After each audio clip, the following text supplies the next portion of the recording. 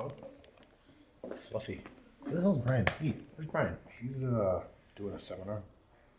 Where? With Gangrel. Ow. He's turning into a vampire? And it's 2020. People identify as whatever they want, so I guess. Will I survive if he lets me? What? Team Taz?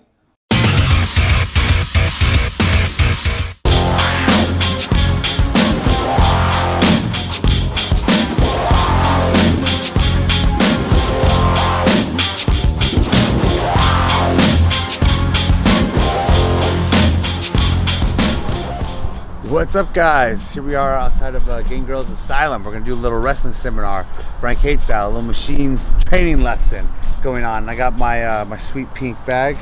So what happens when you pack your bag and it breaks right before you leave town, so you take your wife's bag instead.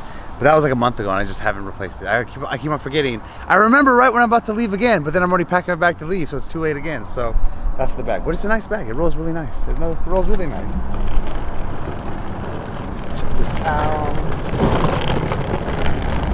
All right, now we're here with the man himself, Gangrel, and his asylum.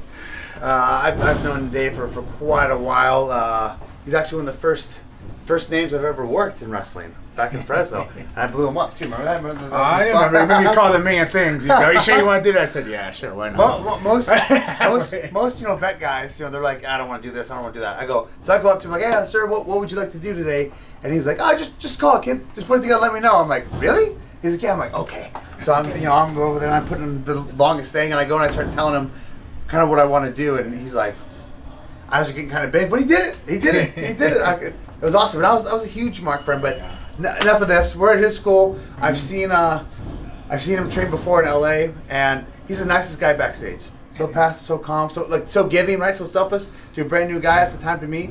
Then when I saw him boot camp training in LA, I was like, oh my gosh, who's this? I've never seen this guy before. Well, you got to get him tough for what's coming, right? You know what I mean. So nothing bothers him on. But you'll see, we got a good group of students out here for you today. These are all my students. There's no outsiders. We're light some. I kind of had to cut it off because there's a lot of them that hadn't trained in a while, Colin, and I said, no, you gotta keep it manageable. But I'm gonna turn you loose on them, man. You can do whatever you want with them. This is awesome. This is like an FCW set. This is exactly what it looked like when I was in Florida Championship Wrestling with WWE. Yeah. Well, we got like 16 or 12 cameras running, something like that. Man, yeah, I'm glad you're here. I'm glad you're here. I'm glad Redcon's here. I'd like to say thank you to Redcon too for all the love they give me. I'm training up their facility at Alfiamata, Boca up there. Tremendous Redcon. So today what we're going to do, so whenever I run a seminar, there's a few different, kind of beginning stage things that I run people through to just see where people are at, experience-wise, level up, timing-wise, what they do. Then with that, I have different things that I adjust to depending on who's there, because there's been multiple seminars. Like I said, these are just his kids, so at least there's a lot more confidence in that. Sometimes you do like an open seminar, you have no idea who you're coming, who knows what, it's sometimes somebody's first day. So you obviously can't do everything with everyone. You got to kind of weed it out and figure out what you're doing exactly. So it's a few different drills we're going to start with, and then from there we will get into it.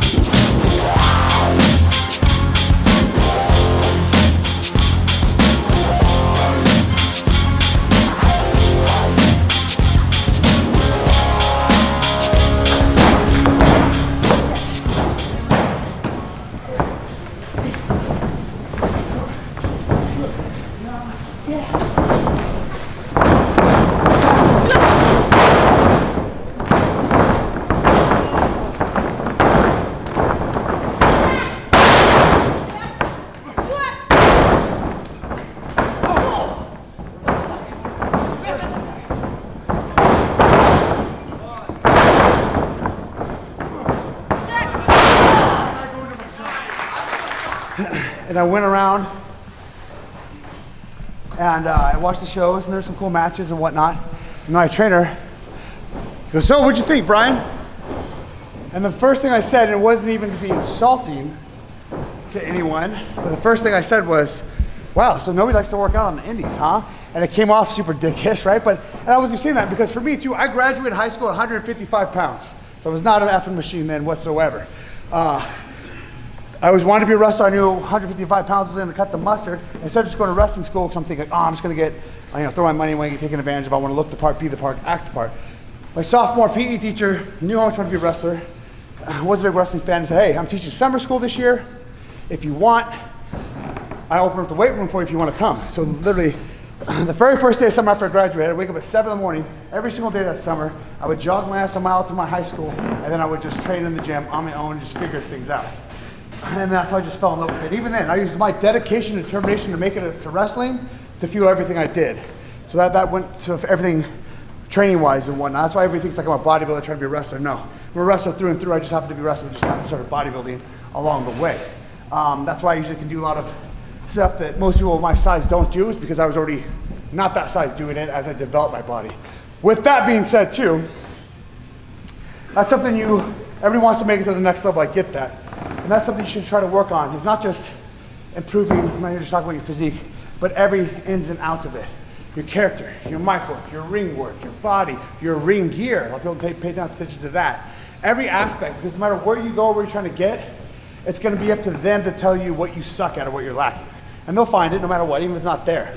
So just cross off all your bases and make sure you know what you get into, be prepared for that. You only get one opportunity to make a first impression. I know a lot of us always want it. If you're not really ready, you don't want to ruin that first impression.